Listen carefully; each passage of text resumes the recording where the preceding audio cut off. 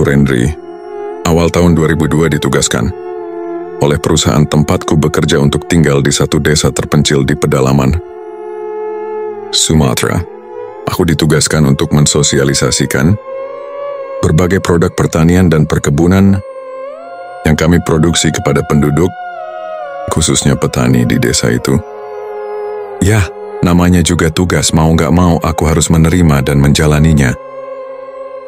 Intinya seperti itu. Tugasku mengajarkan petani dalam menggunakan hasil produksi perusahaan dari sejak awal, tanam sampai akhirnya panen tiba. Awalnya aku yang masih lajang, berpikir banyak positifnya tentang tugas ini, bisa tinggal di tempat yang sama sekali belum pernah aku kunjungi, menghirup segarnya udara daerah pedalaman, menikmati tenangnya kehidupan yang sangat bertolak belakang dengan yang aku jalani di Jakarta, bisa menyepi sementara waktu hidup tenang. Tapi pada prosesnya ternyata banyak kendala yang harus dihadapi dan lalui. Kendala terkait dengan pekerjaan maupun bukan, tapi tetap saja harus aku jalani semua. Desa tempatku bertugas ini letaknya di perbatasan antara provinsi Lampung dan Sumatera Selatan, tapi masih masuk sedikit di wilayah Sumsel. Sangat terpencil, berjarak sekitar 1,5 jam dari kota terdekat. Itu pun bukan kota besar, desa yang masih hanya bisa dijangkau dengan kendaraan roda 2. Akan memerlukan perjuangan ekstra keras apabila memaksa menggunakan roda 4. Bisa tapi susah. Dengan keadaan seperti itu jadinya, aku harus mengerahkan fisik dan tenaga. Sedari awal menginjakkan kaki di sini, kemana-mana lebih banyak jalan kaki. Motor hanya digunakan kalau harus bepergian ke kota. Oh iya, di sini aku tinggal menumpang di rumah salah satu penduduk, Pak Haji Ramli namanya. Pak Haji Ramli merupakan salah satu pemuka desa, orang yang sangat dihormati. Beliau memiliki anak laki-laki yang bernama Iwan, pemuda berusia 23 tahun. Begitulah singkatnya. Yang pasti, di desa ini aku mendapat satu penggalan fase hidup yang belum pernah kualami sebelumnya. Satu penggalan aneh yang mengoyak nalar, fase seram di luar jangkau logika. Telaga kecil di pedalaman Sumatera. Sudah lama, Mas. Sudah dari zaman dulu desa ini terkenalnya begitu. Selain hasil tani dan kebun yang bagus, juga terkenal dengan keangkerannya. Khususnya telaga yang di belakang itu, hehe. Itu kalimat yang meluncur tanpa beban dari mulut Iwan. Aku yang jadi lawan bicara agak aneh mendengarnya. Kok kalian sudah seperti nggak kelihatan takut ya, Wan? Apa mungkin sudah terbiasa? Nggak gitu juga, Mas, kami masih takut kok. Lebih memilih untuk menghindar kalau bertemu dengan yang begituan, jawab Iwan. Pada satu malam, aku dan Iwan sedang duduk di beranda rumah seperti biasanya. Berbincang ditemani kopi dan rokok. Aku yang pada saat itu baru 3 bulan tinggal, membuka percakapan dengan bertanya perihal omongan warga yang aku dengar sekilas ketika sedang sosialisasi pupuk pada siang hari sebelumnya. Tadi Pak Ridwan cerita, istrinya melihat sekelebatan hantu perempuan terbang melayang di atas telaga. Ketika sedang lewat melintas di pinggirannya. Kok serem ya? Telaga? Iya, ternyata di desa ini ada telaga. Telaga yang nantinya akan memberikan pengalaman seram. Gak akan pernah aku lupa. Selebihnya dalam perbincangan, Iwan cerita banyak tentang telaga ini. Telaga yang gak terlalu besar. Luasnya mungkin hanya seukuran 1 kali lapangan sepak bola. Aku gak tahu sejarah dulunya bagaimana. Katanya telaga ini sudah ada sejak kakeknya Iwan masih kecil. Berarti sudah sangat lama. Letaknya agak di pinggiran desa. Tapi kalau hendak melakukan perjalanan keluar penduduk desa, harus melewati telaga. Tetapi kalau hari sudah mulai gelap, gak akan ada yang berani lewat jalan setapak di pinggir telaga. Lebih memilih jalan agak memutar walaupun lebih jauh jarak dan waktu tempuhnya. Tentu saja, aku sudah beberapa kali melintas lewat telaga itu. mengesampingkan cerita-cerita seram yang beredar, aku bisa bilang kalau telaga ini merupakan telaga yang indah. Walau nggak terlalu jernih, tapi airnya cukup bersih. Pinggir-pinggirnya dipenuhi tanaman menjalar dan rerumputan. Sisi lebih luarnya lagi ada banyak pepohonan yang berdiri cukup rapat mengelilingi. Hal inilah yang membuat suasananya jadi teduh. Walaupun pada siang hari bolong, di salah satu sudutnya ada deretan kayu yang menjorok ke tengah. Seperti tempat untuk menyandarkan perahu tapi nggak besar. Kira-kira hanya 4 meter panjangnya. Entahlah peruntukan sebenarnya untuk apa, tapi sudah beberapa kali aku duduk sendirian di dermaga kecil ini ketika dalam perjalanan pulang dari sosialisasi, mampir untuk sekadar melepas lelah menikmati udara sore, mendapatkan ketenangan yang hakiki. Jangan sering-sering sendirian di telaga itu, Mas, hehe. Begitu Iwan bilang pada suatu hari. Tentu saja aku menanyakan alasannya. Emangnya kenapa, Wan? Itu telaganya bagus loh, menenangkan. Pokoknya jangan, Mas, takut nanti ada apa-apa. Jawaban Iwan menggantung, tapi aku tahu arahnya kemana. Ya begitulah, penduduk desa ini dan desa lain terdekat menganggap kalau telaga ini merupakan telaga angker. Sudah nggak terhitung lagi banyak peristiwa janggal dan seram yang pernah terjadi di situ. Katanya nggak melulu malam hari, tapi kejadian seram juga kadang terjadi di siang hari. Aku nggak bisa menceritakan satu persatu cerita seram yang pernah aku dengar, tapi benang merahnya adalah telaga itu katanya benar angker. Penampakannya antara lain hantu perempuan, anak-anak kecil yang berlarian di pinggirnya dan lain sebagainya. Aku pada beberapa bulan awal memang menganggap semuanya biasa saja. Yang ada di kepalaku desa ini merupakan desa pedalaman yang eksotis, indah termasuk telaganya. Sampai akhirnya, secara perlahan aku mulai merasakan semuanya sendiri. Dari yang hanya sedikit janggal sampai keseraman yang membuat nyaris pingsan. Berikut ini salah satu kejadiannya.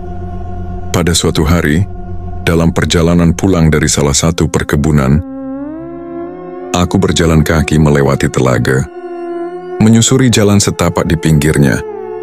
Belum malam, masih jam 5 sore, tapi tentu saja sudah mulai gelap. Matahari asik bersandar di ufuk barat. Langkahku agak pelan, lelah sudah terasa karena berkegiatan sepanjang hari. Jalan setapak pinggir danau sudah sangat sepi ketika aku melintasinya. Mungkin karena sudah mendekati maghrib. Iya, jalan setapak yang hanya bisa dilalui oleh kendaraan roda 2 dan pejalan kaki. Benar-benar hanya aku sendirian yang berjalan menyusurinya. Seperti hari-hari sebelumnya, telaga indah ini sungguh tenang. Nyaris gak ada pergerakan di permukaan airnya. Hanya sesekali terlihat gelombang kecil dihempas angin sepoi. Sambil menikmati pemandangan dan sepinya, aku terus berjalan. Ingin cepat sampai rumah untuk beristirahat. Tapi ketika sedang larut menikmati semua, tiba-tiba sayup aku mendengar suara. Rendri, ada yang memanggil namaku. Suara perempuan.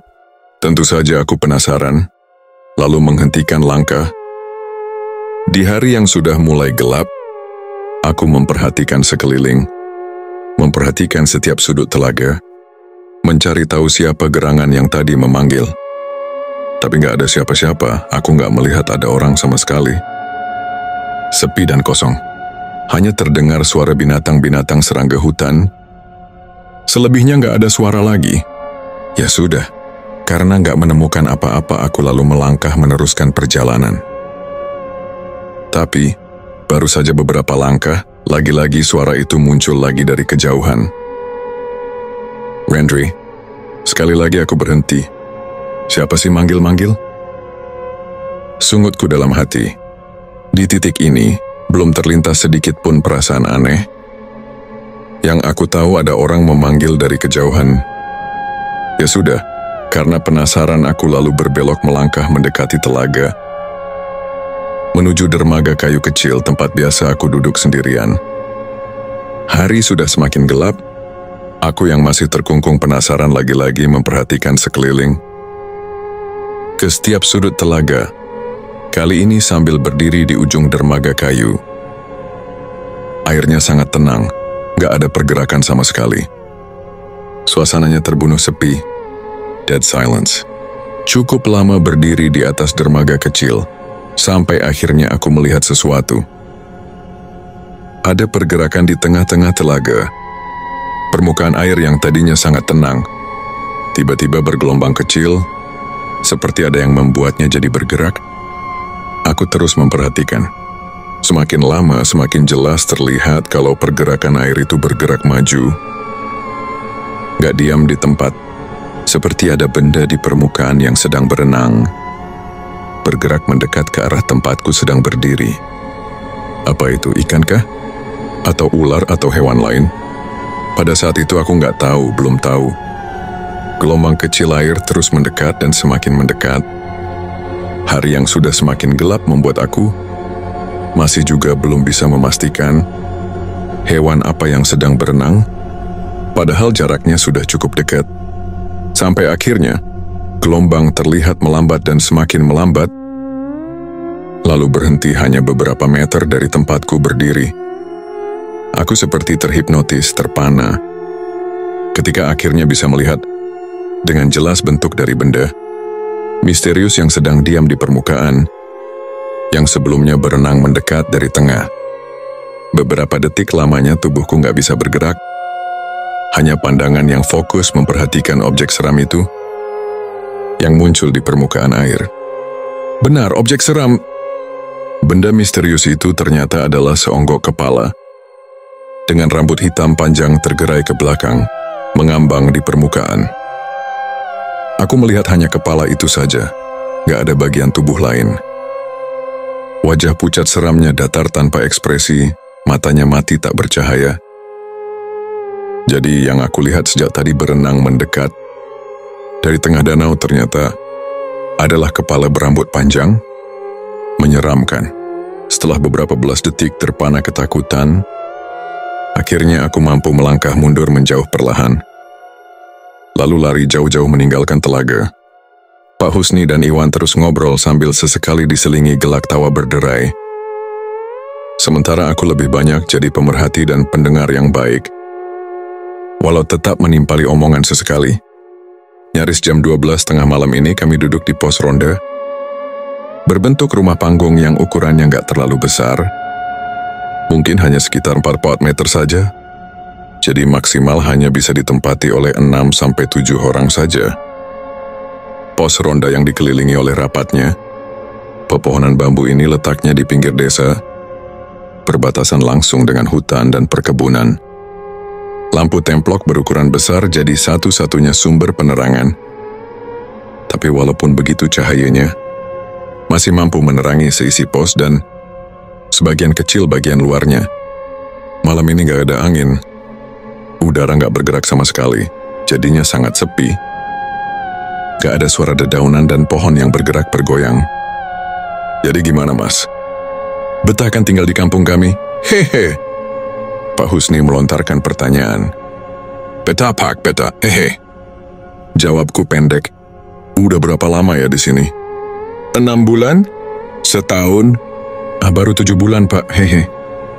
Saya suka suasananya, masih sangat asri, beda banget dengan di kota besar. Ya ginilah, Mas, desa terpencil, jauh dari mana-mana, hehe. Iwan menambahkan. Aku hanya mengangguk-angguk sambil tersenyum setelahnya. Iya, ternyata gak terasa aku sudah 7 bulan lebih tinggal di desa ini. Dari 1 tahun rencananya. Malam itu aku dan Iwan kebagian tugas untuk siskamling. Ini bukanlah siskamling pertamaku selama tinggal di desa ini. Sebelumnya sudah beberapa kali. Bedanya dengan berbagai alasan. Kali ini hanya aku, Iwan, dan Pak Husni saja yang bertugas. Biasanya ada 5-6 orang. Tapi nggak apa. Toh tugas siskamling di sini tergolong mudah. Hanya sesekali berkeliling, membawa kentongan dan obor atau lampu, senter sebagai penerangan. Menurut cerita warga, sudah bertahun-tahun lamanya belum pernah ada kejadian pencurian. Tergolong aman tentram sejak lama. Masuk setengah jam lagi kita keliling ya, hehe. Iwan bilang begitu di sela obrolan. Iya Wan, sebatang dulu ya, hehe, jawabku. Memang sudah jam 12:30 malam, kami harus mulai berkeliling. Desa ini gak terlalu luas, berjalan kaki mengelilinginya gak butuh waktu lama. Hanya kira-kira 1 jam lebih sudah selesai. Sesuai rencana, aku dan Iwan akhirnya mulai berjalan kaki pada pukul 12:30. Berbekal lampu senter di tanganku dan obor dalam genggaman Iwan, kami memulai patroli berkeliling ke seluruh penjuru desa. Ada alasan kenapa obor minyak tanah masih digunakan sebagai penerangan oleh penduduk sini ketika keluar rumah. Itu karena minyak tanah jauh lebih murah dan lebih mudah didapat daripada batu baterai untuk lampu senter. Tapi walaupun begitu, aku tetap memilih lampu senter karena sudah termasuk peralatan yang aku bawa dari Jakarta. Bisa ditebak, tengah malam seperti ini keadaan desa sudah sangat sepi. Gak ada orang sama sekali. Aku dan Iwan berjalan gak terlalu cepat, sambil berbincang namun tetap memperhatikan setiap sudut tempat yang kami lewati. Gak bisa dipungkiri juga, suasana malam di desa ini cukup mencekam. Karena dikelilingi hutan dan perkebunan, masih banyak terdengar suara-suara binatang malam. Beberapa di antaranya aku gak tahu bunyi binatang apa. Jarak satu rumah dengan rumah lainnya agak berjauhan, dan masing-masingnya gak berpagar. Maka dari itulah sebagian besar wilayah desa tergolong gelap karena kurangnya penerangan. Kami terus menyusuri jalan desa. Satu demi satu rumah kami perhatikan. Dan tampaknya sejauh ini gak ada hal yang mencurigakan. Semuanya kelihatan normal. Mas, maaf nih, kok tiba-tiba aku sakit perut ya? Kita pulang dulu yuk sebentar. Tiba-tiba Iwan bilang begitu setelah kami baru hampir setengah jalan. Ya, ada-ada aja kamu Wan, hahaha. Mendingan kamu ke toilet musyalah aja tuh, lebih dekat, jawabku. Iwan menuruti saranku. Dia lantas memilih untuk berlari kecil menuju musyalah yang jaraknya lebih dekat daripada harus pulang ke rumah. Sementara aku menunggu di depan balai desa, sekitar 50 meter dari musyalah. Dari tempatku duduk, aku dapat melihat kalau Iwan meletakkan obornya di pagar depan musyalah. Dari kejauhan terlihat apinya yang menyala. Sambil menunggu, aku menyalakan rokok. Angin malam mulai terasa menghembus, dinginnya perlahan merambah menyentuh kulit. Sesekali melirik ke arah musyalah, aku belum melihat ada pergerakan. Api obor masih tetap di tempatnya, menandakan kalau Iwan belum selesai. Kuisap rokokku dalam-dalam, lalu menghembuskan asapnya. Hal ini sedikit banyak bisa menambah hangat badan. Kemudian berikutnya aku malah tenggelam dalam lamunan, menatap kosong ke depan, sampai-sampai lupa memperhatikan musyalah selama beberapa menit lamanya. Nah, ketika aku tersadar lalu menoleh ke musyalah, ternyata obor sudah nggak berada di tempatnya lagi, tapi sudah bergerak berjalan. Akhirnya Iwan selesai juga. Aku bergumam sendiri. Tapi kalau aku perhatikan lebih seksama lagi, ternyata ada yang aneh. Kelihatan dari cahaya apinya, ternyata obor nggak mendekat bergerak ke arahku, malah kelihatan menjauh. Iya, tampaknya Iwan malah berjalan ke arah berlawanan. Melihat itu, aku langsung bangun dari duduk lalu berjalan agak cepat mengejar Iwan. Jarak kami masih terlalu jauh. Cahaya lampu senter belum mampu menjangkau Iwan. Aku hanya bisa melihat cahaya api kecil obor dari kejauhan. Yang agak aneh, Iwan berjalan cukup cepat. Aku jadi harus berjalan cepat juga untuk mengejarnya. Aku gak berani memanggilnya. Khawatir nanti suara keras teriakanku akan membangunkan warga. Lebih memilih untuk terus mengejarnya. Aku mulai berlari kecil untuk mengimbangi pergerakan Iwan. Jarak kami jadi lebih mendekat karenanya. Tapi ini beberapa detik kemudian, aku malah memperlambat langkah. Karena tiba-tiba menyadari sesuatu. Seketika aku menyadari kalau ternyata kami malah melangkah keluar desa. Ditandai dengan gak terlihat ada lagi rumah penduduk di sekitaran. Lalu ke arah mana kami bergerak melangkah? Ternyata aku mengikuti Iwan menyusuri jalan setapak menuju telaga. Dalam gelapnya malam di tepi hutan, kami malah berjalan menuju telaga. Iwan mau apa sih ke telaga? Dalam hati aku bertanya-tanya. Sempat ada terbersit pikiran untuk berhenti mengikuti, lalu kembali ke desa. Tapi rasa penasaran menutup segalanya, aku malah terus ikut melangkah. Api obor akhirnya berhenti bergerak, dia diam tepat di tepi telaga. Dari kejauhan aku melihatnya seperti itu. Akhirnya Iwan berhenti juga, mau ngapain sih dia ini? Aku masih terus bertanya-tanya dalam hati. Melihat itu, aku terus melangkah semakin mendekat lagi. Semakin lama, cahaya api obor semakin terang terlihat karena jarak yang semakin dekat. Maka dari itulah cahaya lampu senterku secara perlahan akhirnya mampu menjangkau Iwan dengan obornya. Namun ketika sudah semakin dekat dan semakin dekat, aku tiba-tiba berhenti melangkah ketika jarak kami hanya tinggal beberapa meter saja. Aku menyadari sesuatu, ternyata yang aku ikuti sejak tadi bukan Iwan. Tubuhku langsung kaku kalut. Ketakutan mulai menyeruak memenuhi isi kepala. Aku sama sekali nggak mengenali sosok yang sedang berdiri di tepi telaga sambil memegang obor ini. Dia berdiri membelakangi menghadap ke tengah telaga. Dari belakang, aku melihatnya mengenakan baju terusan lusuh berwarna gelap. Rambut panjangnya tergerai sebatas pinggang. Sosoknya seperti seorang perempuan. Aku semakin diam ketakutan ketika dia mulai membalikkan tubuhnya. Perlahan jadi menghadap ke arahku. Tanganku gemetaran, tapi masih bisa mengarahkan cahaya lampu senter ke arah sosok menyeramkan ini. Sampai akhirnya dia benar-benar sudah berdiri menghadapku. Aku bisa melihat dengan jelas penampakannya. Wajahnya pucat tanpa ekspresi, menggurat seram meruntuhkan nyali. Tangannya masih memegang obor menyala. Dalam keheningan, perlahan aku yang semakin ketakutan mulai melangkah mundur, menjauh. Sementara sosok itu masih diam memperhatikan. Tapi beberapa detik kemudian, keadaan berubah. Tiba-tiba dia mengeluarkan suara tawa tertahan tapi jelas terdengar. Yang lebih mengerikan lagi, sosok menakutkan ini tiba-tiba mulai bergerak maju dengan cara melayang mendekat ke arahku. Aku langsung membalikkan badan, lalu berusaha lari menjauh. Entah apa sebabnya, tapi tenaga seperti sudah terkuras habis. Aku nggak mampu berlari kencang. Sempat menoleh ke belakang, ternyata sosok ini masih terus bergerak mengikuti. Dengan cara bergerak melayang, sungguh sangat mengerikan.